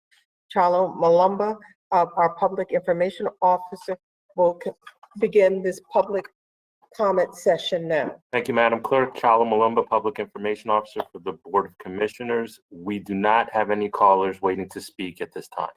All right, Mr. President, we do have some written correspondence via email. And the first comment is from John Davenport, Professor of Philosophy at Fordham University.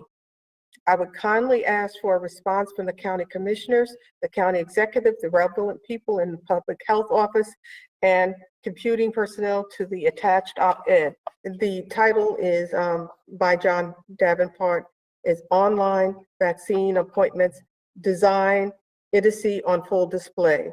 In a recent op-ed, the editor of the Progress rightly complained that for weeks, New Jerseyans have spent hours on their computers going from site to site repeatedly hitting the refresh button in hopes that they will hit the page at the precise moment when new slots open up for COVID vaccine. Moreover, they note that as a result, many of us are registered on several different state, county, and local business sites. For example, we know people who got vaccinated only because they kept getting on Essex County site at the exact morning and hour when it was refreshed with new openings each day.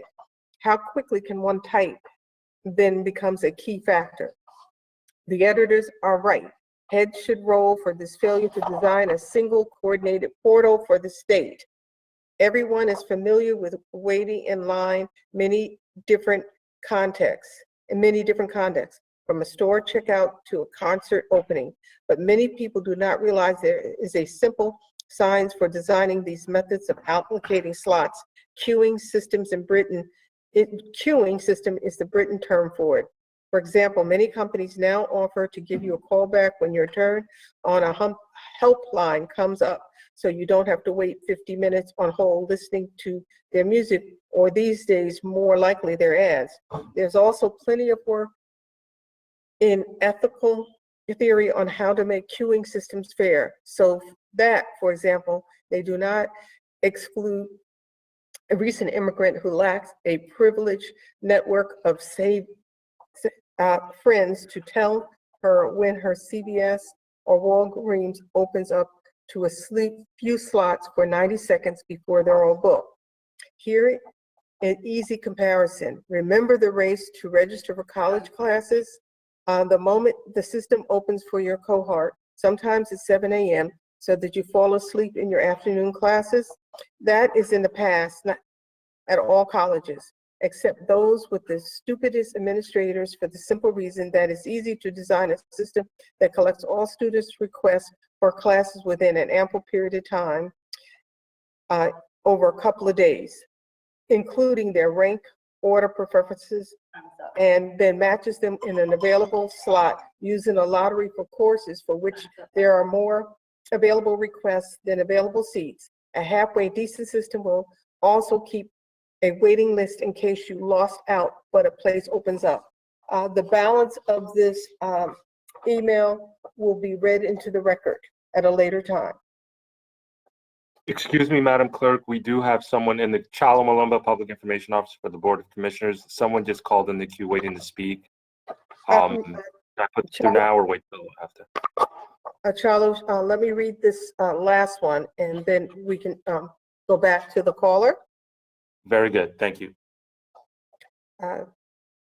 Dear freeholders, this is from Frank Geyer. Dear freeholders, 9 people are on hunger strike in ICE detention in your jail, desperate to be released because of the clearly unsafe conditions.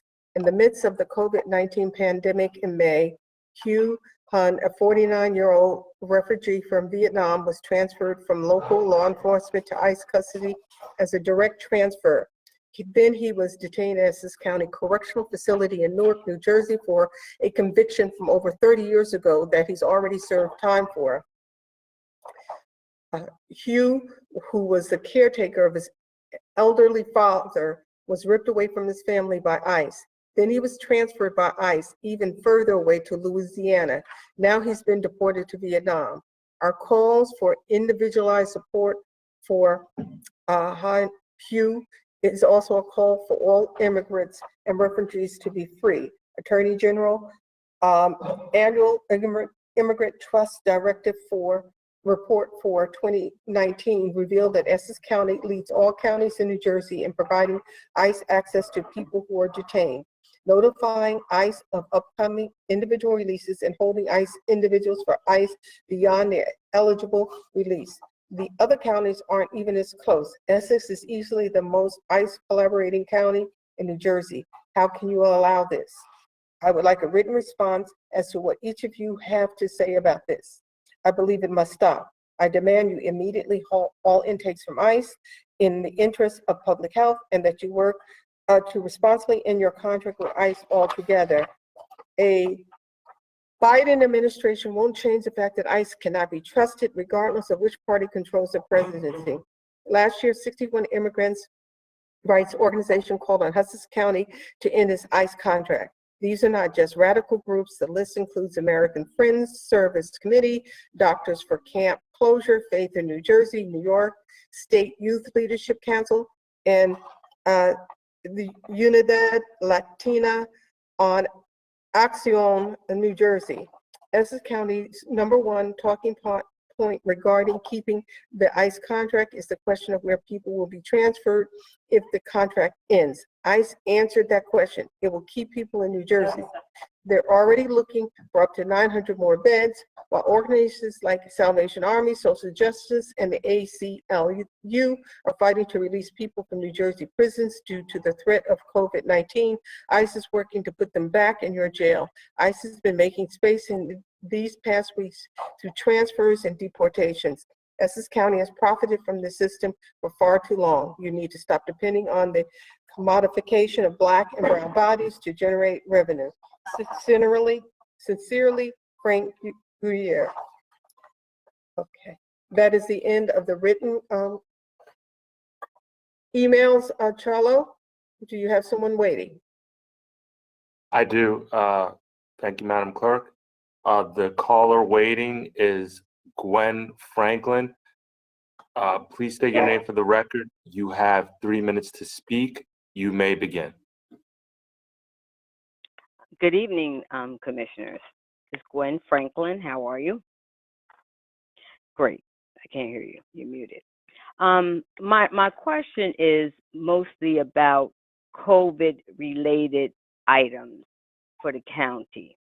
And do you have a list of items that is COVID, that falls under COVID-related, that someone can look at and they can apply for a program to get COVID relief, even though they did not have COVID, but is COVID related from the federal government, from their dollars, the extra dollars that you received. The next question is, what is the amount of the federal dollars that you did receive for COVID related issues, and also before and after the Biden administration? And what is the amount of federal dollars that each division was allocated to receive related to COVID related issues and items and supplies? And what is the protocol for cleaning and disinfecting the county buildings that are now occupied, and in reference to definitely 320, 321 University Avenue, Newark? And what's the amount, the highest, since 320 and 321 have the highest COVID cases? I'm really curious to see the amount of PPE that was distributed to them, since every time I seem to ask for a box of gloves or mask, it's very difficult. I'm getting backlash, and definitely they said I should just wear one mask for the whole week. That's what my supervisor told me. And I asked if they can give us a box of masks, because it's only 2 units that's occupying the building. 30 seconds, Ms. Franklin. There's been a high risk of deaths. And with the saliva test for the COVID testing, is it possible that they can supply alcohol wipes that's supposed to come with the testing? And people who are having COVID, there's no quarantine, there's no protocol, and I'd like to know, how can you help with this? That's it. Thank you.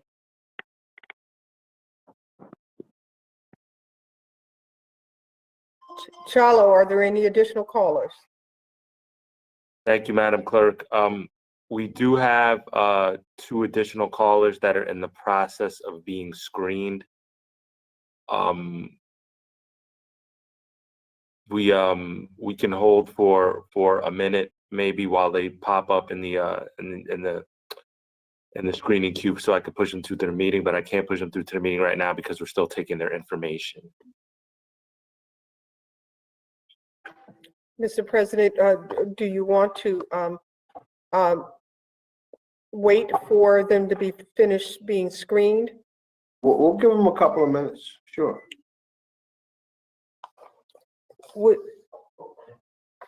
Would it be inappropriate to maybe go to a freeholder comment session? I'm not sure, and then come back to the callers? Or would you just like to wait and complete the set? Madam Clerk, I'm sorry. I was informed that we do not have anyone waiting to speak. The callers were disconnected. They did not call back, so they hung up. So we can move forward. Mr. President, Answer we are that now question. finished. All right. Commissioners, any comments? Anyone I do, want- Mr. President. Commissioner Vice President Pomaris. Thank you. Just a reminder that on Thursday, April 22nd, which is tomorrow at 9 a.m., Essex County will have its emergency food distribution. As you know, this is a weekly event. Tomorrow's event will take place at Essex County Independence Park. It's Van Buren Street in Newark. And we'll be there rain or shine until supplies last. There's usually about 500 or so, and they go quick.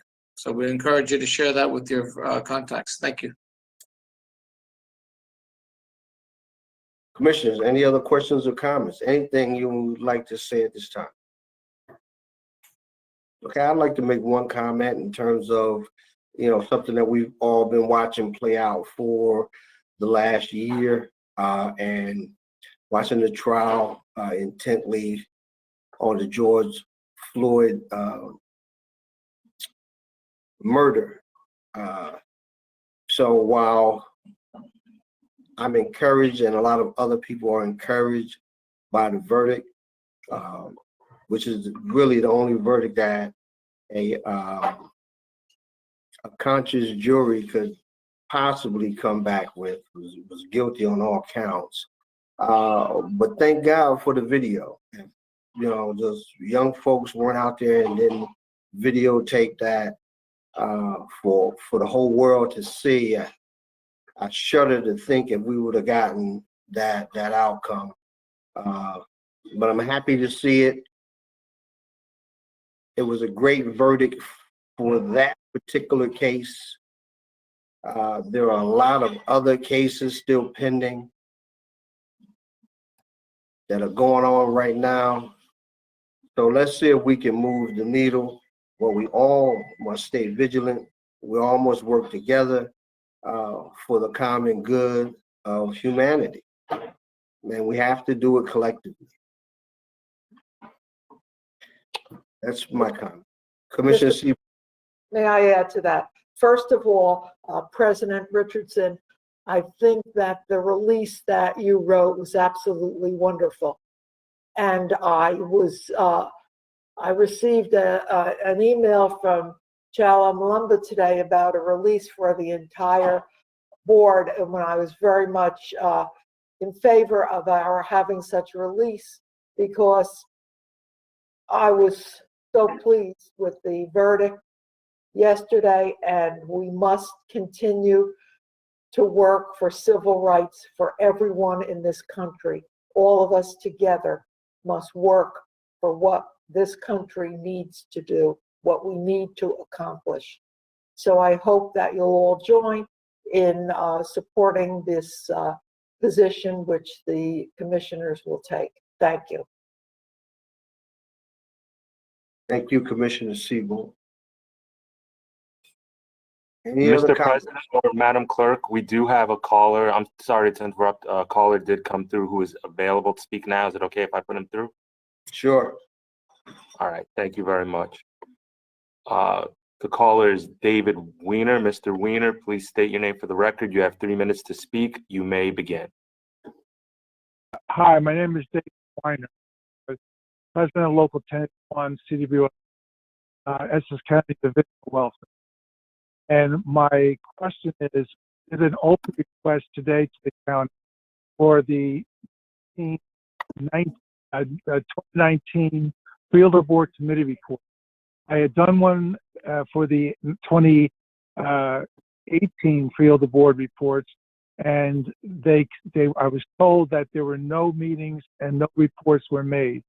And I'd like to know why, since it's required by the county's rules and regulations.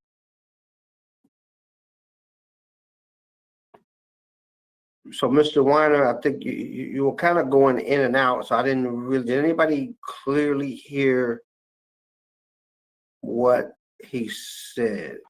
Mr. President, I believe he said he was referring to the freeholder or commissioner committee reports for, the different committees that the board has. I believe that's what he was That's referring correct. to. And through you, Mr. President, as our practice and policy, we will respond to any of his questions that he's presenting now in writing.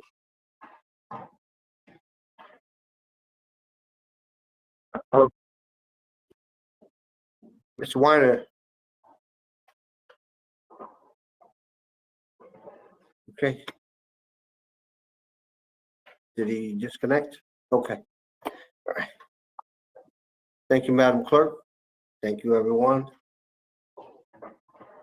Everyone stay safe. And if you haven't downloaded the Essex County Commissioner app, please do so. There's a lot of good information on that app. One particular place you can get a lot of information. Please download the app. Commissioners, yes. Mr. President, and is that app found on the Apple Store and the Google? It certainly is on both places, the Apple Store and Google. So you have no excuse. If you have an iPhone or an Android, you can get it. Mr. Jackson, I see you hide your face behind the screen. Mr. President, I hear all the cool kids have it. I have it right here on my phone, Mr. President. All right, there you go. Good. Good. Listen, I have it. outstanding. I have two phones and I have them on both. They're excellent. Definitely. Commissioners, do I have a motion to adjourn? So move, Mr. President. Second. Move second. All in favor? Aye. Aye. Ayes have it. Good night, everybody. Stay well. Good night. Take care. Good night, everybody.